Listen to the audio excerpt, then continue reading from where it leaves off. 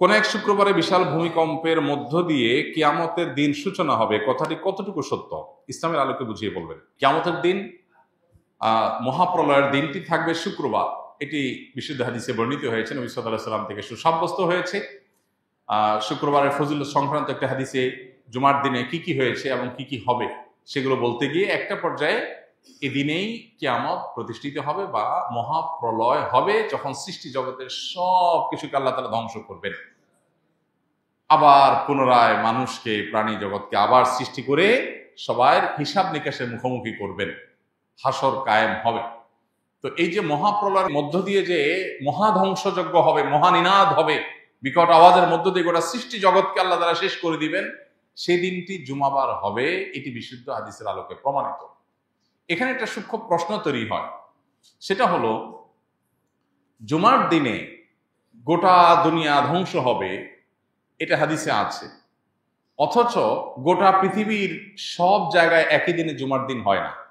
বাংলাদেশে আমরা যখন আজকে ধরুন জুমার দিন, শুক্রবার দিন, এখন আমরা জুমার দিনে জুমা আদায় করছি, জুমার দিনে আমল করছি, ঠিক এই সময় পৃথিবীর অনেক দেশে গভীর রাত, ঘুম বা অন্য কোনো দিন, বৃহস্পতিবার।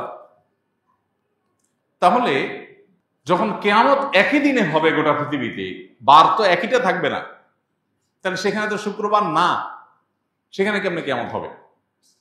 এটার উত্তর হলো, আজকে পৃথিবীর যে ব্যবস্থাপনা আমরা দেখতে পাচ্ছি, মহাপ্রলয়ের দিন পৃথিবীর এই ব্যবস্থাপনা থাকবে না।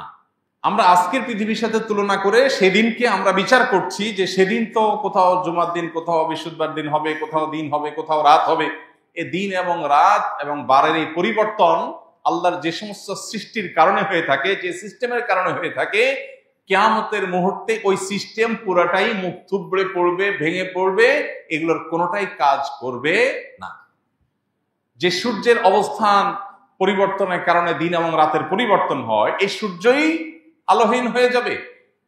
হাদিসে আসছে, নবী সাল্লাল্লাহু আলাইহি ওয়াসাল্লাম বলেছেন, যেই সকাল থেকে মহাপ্রলয়ের শুরু হবে তার আগের রাত হবে দীর্ঘ। এই যে দীর্ঘ রাত হবে, তখন তো গোটা পৃথিবী একাকার হয়ে যাবে।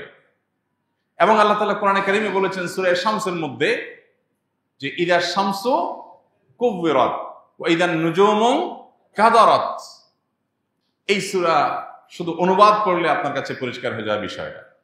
আল্লাহ বলেছেন সেদিন সূর্য কি হবে? আলোহীন হয়ে যাবে।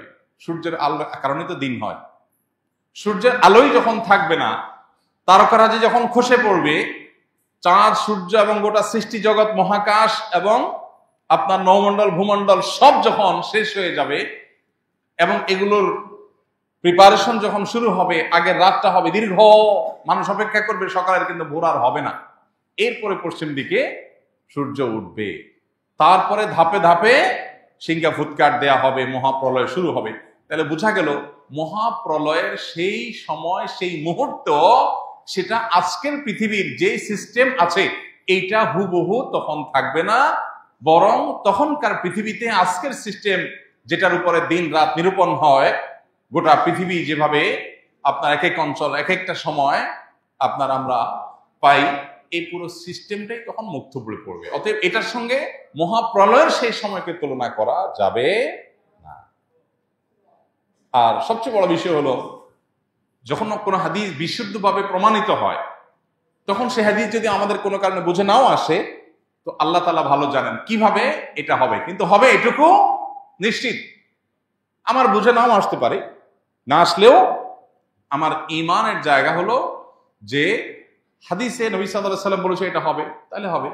অনেক কিছুই তো আমাদের বুঝে আসে না। 1450 বছর আগে নবী সাল্লাল্লাহু আলাইহি ওয়াসাল্লাম অনেক কিছু বলেছে যেটা আমাদের বুঝে আসে না। কোরআনে আল্লাহ তাআলা বলেছেন যে ওয়াল বিগালা ওয়াল হামিরা লিতারকাবুহা ওয়া জিনা। একটা পর্যায়ে আল্লাহ তাআলা বলেছেন ওয়া ইয়াখলুকু মা লা তা'লামুন।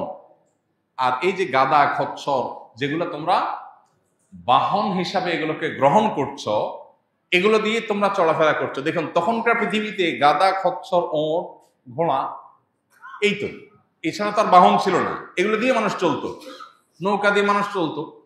আল্লাহ বলছেন বাহন হিসাবে আরো অনেক বাহন সৃষ্টি হবে যেটা তোমরা জানো না। এখন সেই বাহন, বাস, ট্রাক, বিমান, বিভিন্ন রকমের বাহন তৈরি হয়েছে কি হয় নাই? 1450 বছর আগে আল্লাহ তাআলা যখন এই আয়াত নাজিল করেছেন, তখন কি সাহাবীদের কাছে এটা পরিষ্কার ছিল? তারা তো দেখছেন যে ঘোড়া, গাদা, খচ্চর, ওঁট, এই তো নৌকা, এগুলাতে তো মানুষ চড়ে, এগুলোই তো বাহন। আল্লাহ বলছেন ওয়ায়াখলুকু মা লা তা'লামুন, আরো অনেক বাহন তৈরি হবে, আল্লাহ সৃষ্টি করবেন মানুষের মাথায় সে বুদ্ধি, বিবেচনা, জ্ঞান দিয়ে পৃথিবীতে বহু বাহন আরো হবে যা তোমরা এখন জানো না। এরকম কোরআনের বহু বিষয় যখন নাজিল হচ্ছে তখন বুঝে আসে নাই। সাহাবীরা তো বলে নাই না, মাথায় ধরতেছে না, মানলাম না, তা তো বলেন নাই। অতএব কোরআন বা সুন্নাহ যদি কোনো কিছু বলে, সেটা যদি কোরআন সুন্নাহর কথা হিসাবে সুসাব্যস্ত হয়, তাহলে সেটা ক্লিয়ার, আমার বুঝে আসুক বা না আসুক। আল্লাহ আল্লাহ। আস-সুন্নাহ ফাউন্ডেশন, উম্মার স্বার্থে সুন্নাহর সাথে।